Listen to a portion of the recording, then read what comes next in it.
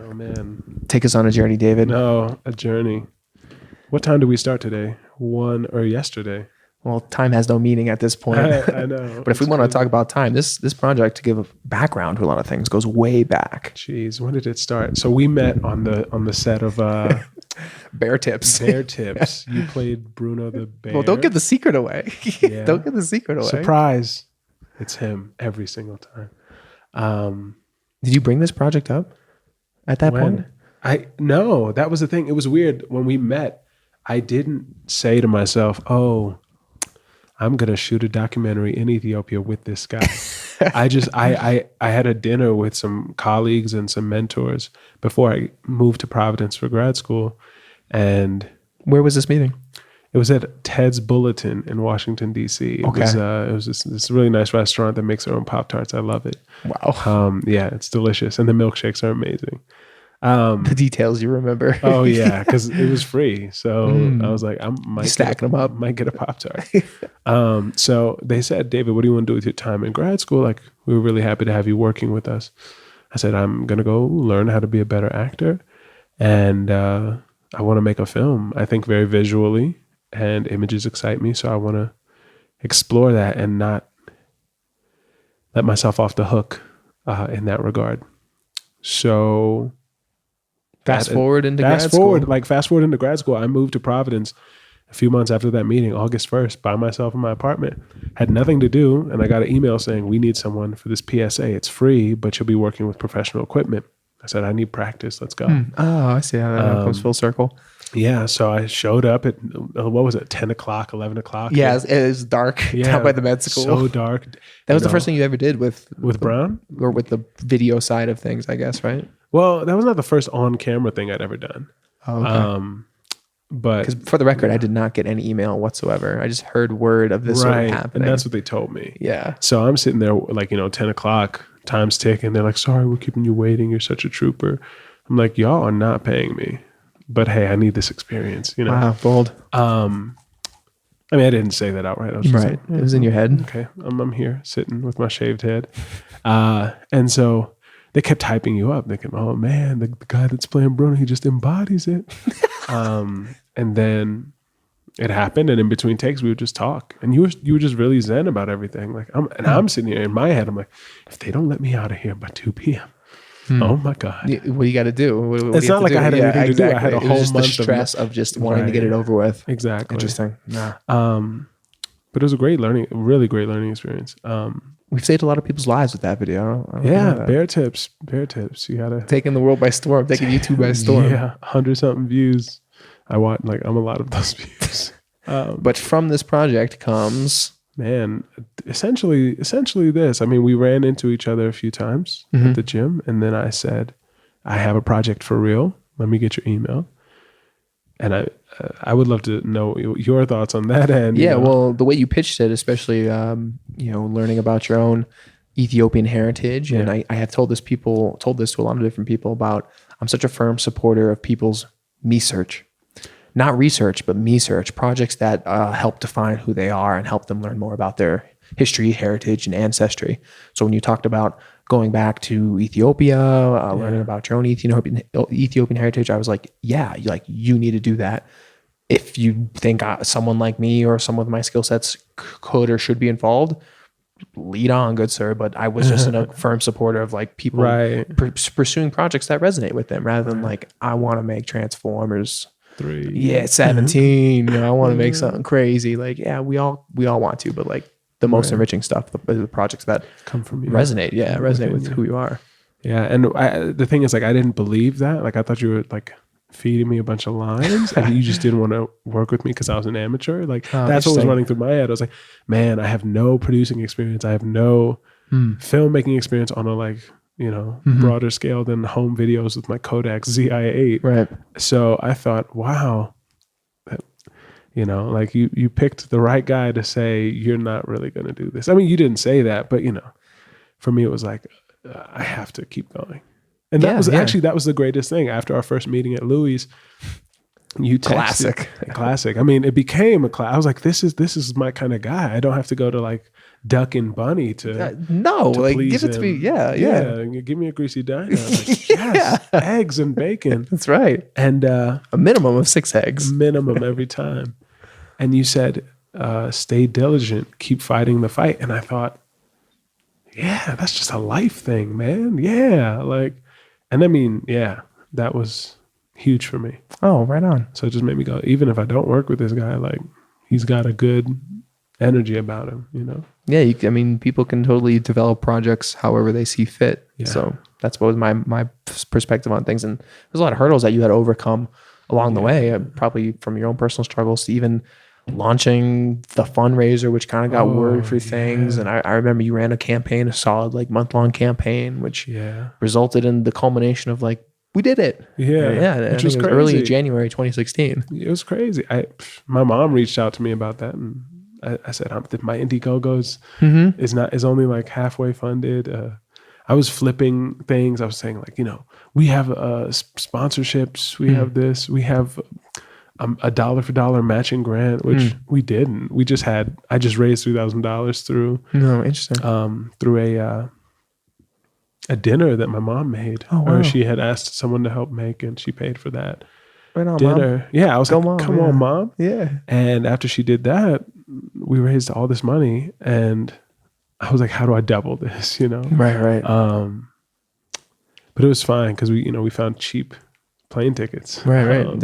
You handled a lot of that logistics stuff. Yeah, and that was good. I mean, on that end for me, it was an amazing learning experience as to like, how do I get to just point A, which is getting to launch, right? This is the pre-production stuff, and now here we are in production. Exactly. So now we're up to the current state of mind, where now we get to talk about the nitty-gritty of getting to Boston, which remarkably happened to be on Memorial Day. On Memorial Day, in a car with your girlfriend and her extended family in the wishing us backseat. goodbye. I was like, wow, this is cool. Like, if they're cool with this, then this is cool. And they were really cool with it. There's a lot of support behind this. Yeah. I think it has that sort of, I mean, to you, it's like, you've been to Ethiopia, I think, what, 9-10 years ago, and years before that. Yeah. But to everyone else, it was like, Alex, you're going to Ethiopia. Dun, dun, dun, dun. Yeah. It's like this far off mystical land. And I guess I could look at it in both ways. Like, I see it from your side, where it's like,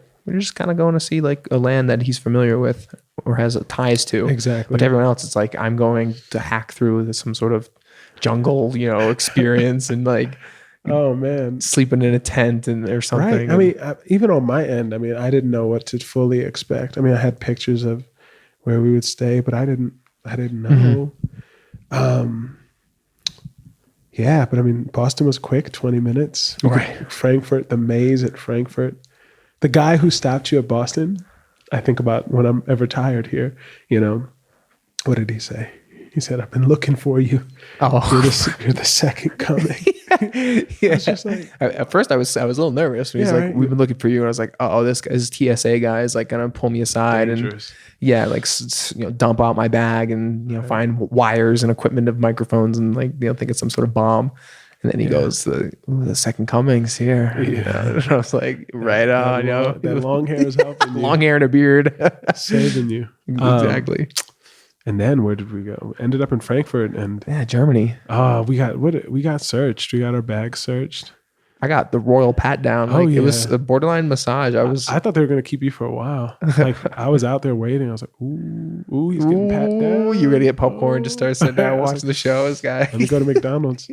And then the guy next to us with the machine, like he got the whole armed guard came up to him and he's trembling. I'm coming in from New York. Oh my God. Jeez. I haven't seen a lot of, like, I think I even said to you, like security theater, though I guess in Frankfurt it was a little bit for realsies, or at least they had like a more intimidating presence, but they're more serious.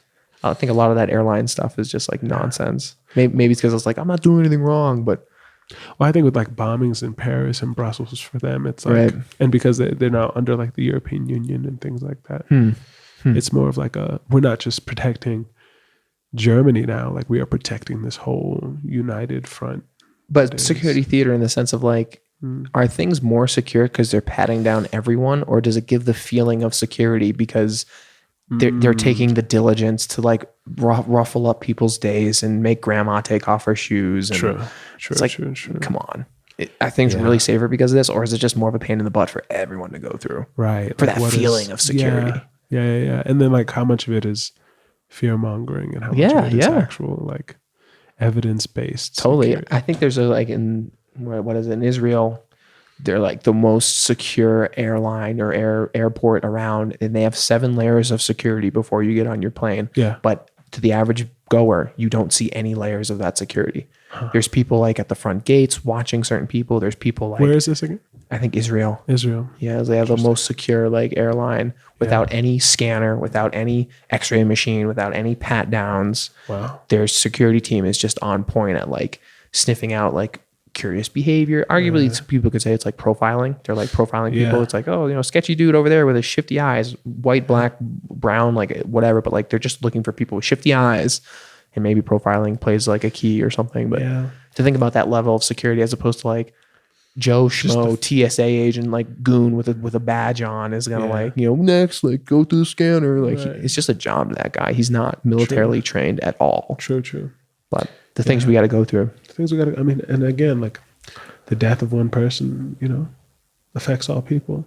And sometimes I wonder if that's really the case. Like, is it because a mass number of people have died that we're now taking these precautions? Like what's really being valued, Is it like, this is a whole nother conversation. Yeah. Right? Well, this is what happens. Yeah. It's like, what is being valued? Is it the monetary gain from supplying these weapons to, local and federal government infrastructures, or is it the value of having a safer society? Or do those things go hand in hand? Who knows? Well, to some it does. Yeah. To tie it, I think, a little bit more locally here, that was one of the first things I noticed here in Ethiopia were armed guards. Oh, everywhere. In the airport. And it was the first time, especially because we've been talking a lot about this project of being like culturally sensitive to like me specifically, am I the oddball here, or am I the guy like with the super privilege, or like, and we even talking to your cousins, I've seemed to be enlightened that like my own privilege seems to extend myself above those from this country. Yeah. And that's crazy. That again, it's like, dang, Alex, like the world is not how you perceive it to be. Yeah. It's strange. And hopefully we get to delve into some of those issues, like in relationship to this project and your uncle that we're bringing his story out into light. Yeah, and it's a tense time, and like the thing I think about is like how steeped in history these stories are, and steeped into people's just being. And as I watched these security guards at the airport, I was like, wow, like just the energy with which they carry themselves, and just what their job is to them.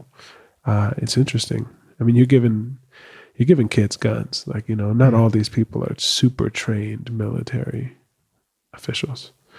So it's just interesting what that does to a community. And like to also look at the expansion of Ethiopia, or at least the expansion of this capital city. Like in the 9 years since I've been back, it's rapidly changed. Well, I don't even think you have seen the whole extent of it, because it was like 10 o'clock when we got here, and you were seeing pitch changes. Black. And I was like, oh my God, look at all these hotels. They have a whole square for the diaspora. My uncle's like, that's for you. That's your square. Oh my God. Yeah. Are you like, how does that make you feel? Like, elaborate on. Oh my God. This is only day one. That's what we're trying. I know. And this is like, I don't know how it makes me feel. It makes me question, where's my place? Do I need a place? Do I deserve a place in that? Why am I searching for that place? Like, what am I missing? What do I think I'm missing in that regard? Right now, I don't think I'm missing anything. I think I'm getting everything I need to get in terms of like my cultural understanding and who I am. Like, I'll never not be American. And I'll never not be Ethiopian, but it's the constant struggle to marry those two things and understand those two things, and then how they relate to my existence. Have you ever reached out to other American Ethiopians? I've talked to some, but for me particularly, just the way I've developed myself growing up, it's always been strange to like. I don't ever want to be in Like a sense of belonging is so amazing. And I desire that constantly, as I think many humans do. But I don't ever want to get caught up in a clickiness that sometimes I tend to find, no matter what background you're from. You can be Italian, you can be Ethiopian, you can be Black, you can be Hispanic, whatever. I don't want to limit myself. See, I keep telling this to people, and I find I share a lot of similarities with people in this regard as they find their own groups or whatever. But I'll bring this up. It's an old concept, but a new buzzword, in the sense of community is one that I keep coming back to, because the way you talk about it, where it's like, you don't want to limit yourself. You don't want to like put yourself in a clique. I seem to have found strength or comfort or power or enjoyment in pursuing these sorts of communities, especially in my own life. And this is a topic for another day, but I'm wondering why people don't feel that when seeking out a community. Is that enriched, developed, comforted, belonging? Is it the American mindset for, one, individualism, or two, like the homogenized like culture that we have, where it's like everyone must mingle amongst one another? Well, I'll for sure say that individualism, like especially rugged individualism, as I learned in school as a concept, to me was mind-boggling. I was like, wow, yeah. That you resonated with that? It resonated with me in a huge way, because the way my dad framed his existence, growing up, I was like, I was on my own, like study all the time, it's a constant immigrant story of, I studied so I could make it to this point and bring it to this country. But the reality of it is, as I watch their lives now, nothing they do is on their own. It was a community of people that rose up around them. So as I get older and I understand what community means to me, my only thing is that I just don't want to get closed off and start thinking it's me versus them. Interesting. Because everything you're saying resonates with me, and because I'm dealing with similar issues in my own communities and worlds. But I'm wondering if, as you take this step forward, like beyond this like initial threshold, if you were to think about other American Ethiopians, and connecting with them through this project, or that's my goal. My goal is, like, I know that there are other Ethiopian-Americans that struggle with identity issues. So I know there are other Ethiopian-Americans that struggle with, what does my history mean to me as I move forward? How do I carry this torch? Do I need to carry this torch? How will this torch fuel me into moving forward in my life, whether I choose to carry it on or whether I choose not to? I had some family friends, younger family friends of mine, who were like brothers to me, like younger brothers.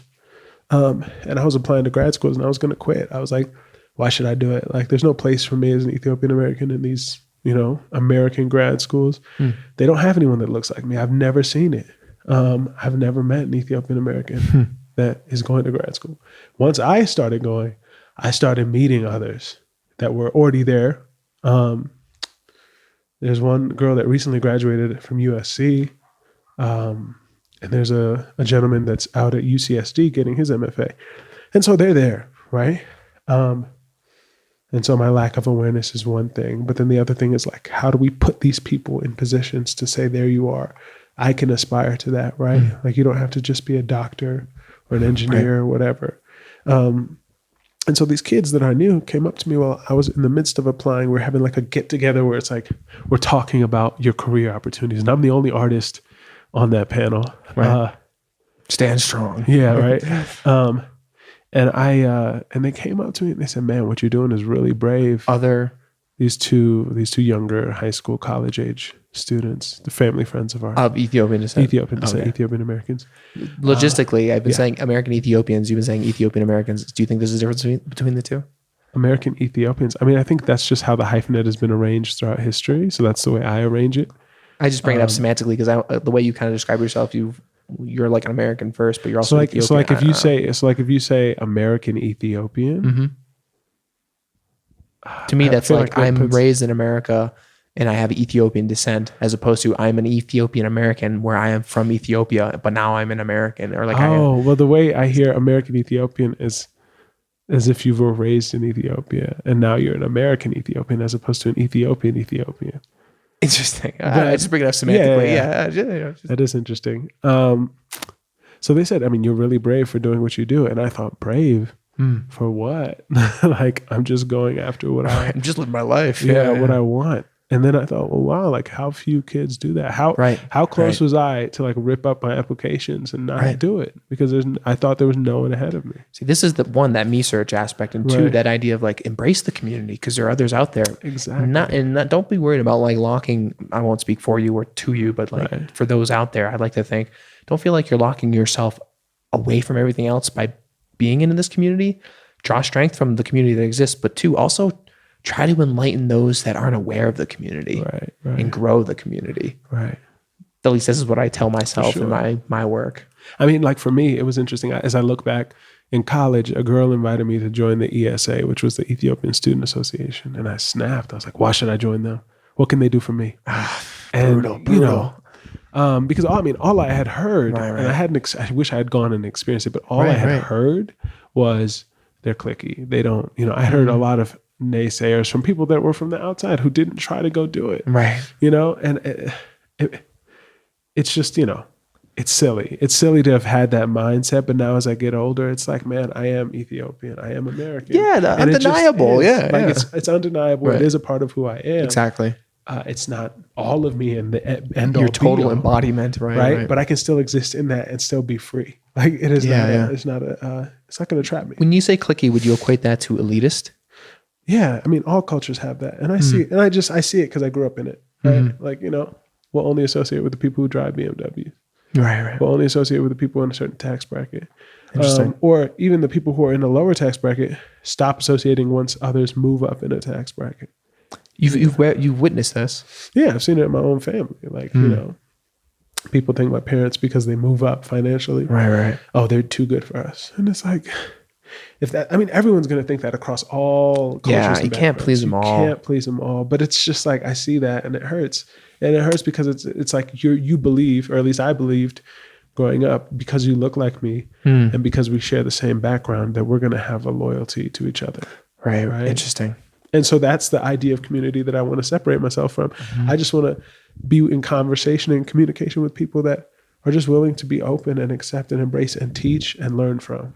I'm also big on, and I think you and I share this, like what's your value? What's people's value? Like tax brackets or like social status is like, okay, whatever. But I don't want to associate with people who are like, I don't know, negative Nancy's or like mope masters and just like, boo, boo, boo, they're not really doing anything. And that's where I get afraid.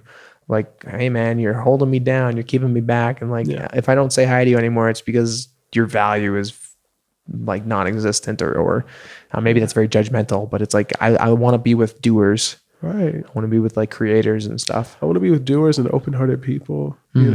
I want to continue to learn how to be open-hearted. I want to learn how to be less petty. That's a good word. And less like less petty. Just less petty. And that's difficult for me. Really? I can be really petty. I mean, I have a very critical eye, because like, especially when I was younger, I was a super perfectionist. And then as I got older, it got hard to be a perfectionist because like it didn't come easy anymore. I had to work. Oh, and right, so I was right, like, I'll just let it go. And I mean, have standards, but know that like every moment is perfect in its own way. I don't know, maybe that's the Zen aspect of me. That's what I missed out on. Right. I lost the standards and I didn't think about every moment. So I was just like, this sucks, whatever. It's not this idealized vision that I have in my head. It's not what I wanted. I give up, Right. So I've learned that it's the long game. You got to keep plugging. Totally.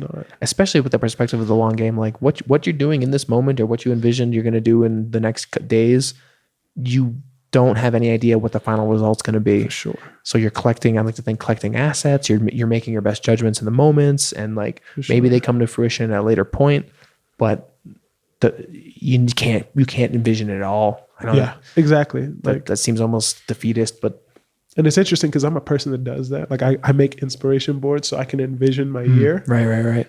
It's never a matter of if, it's just a matter of when.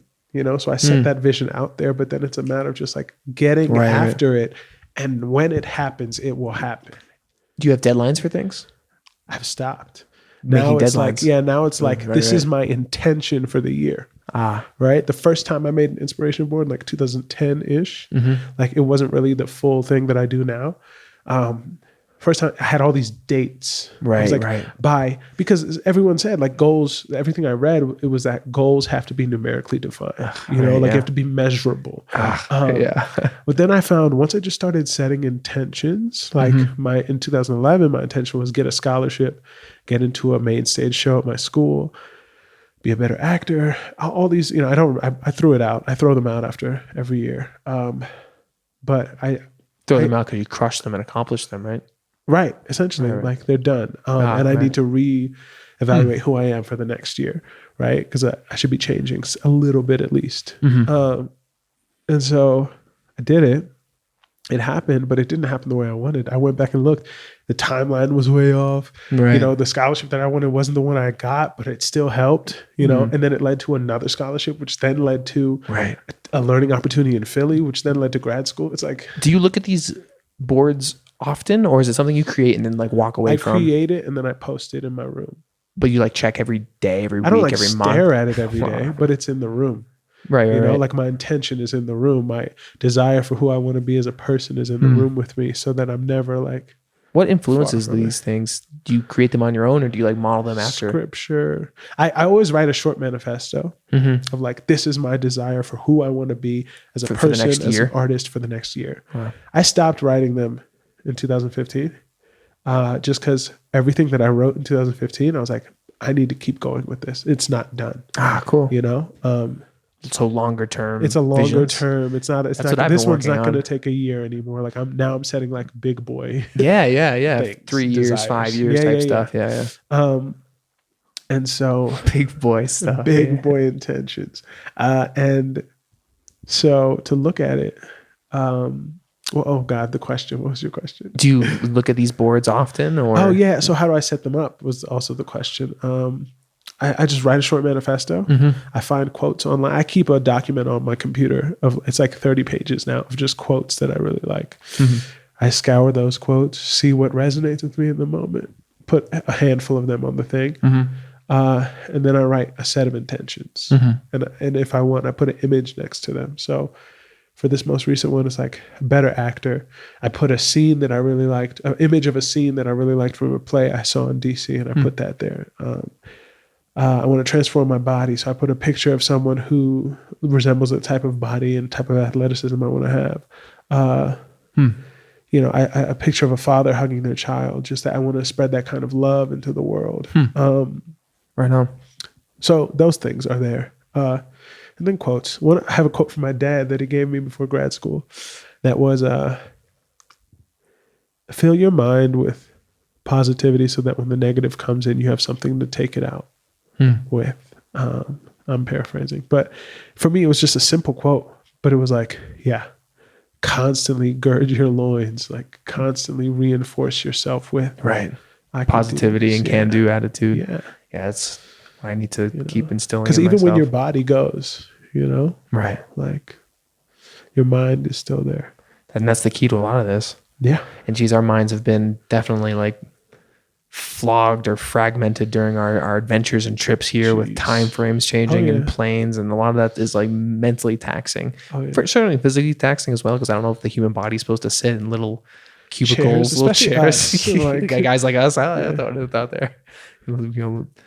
Wider stature guys. It's more solid foundation guys sitting on planes for stretches at a time, and dipping in and out of sleep and slumber and on each other.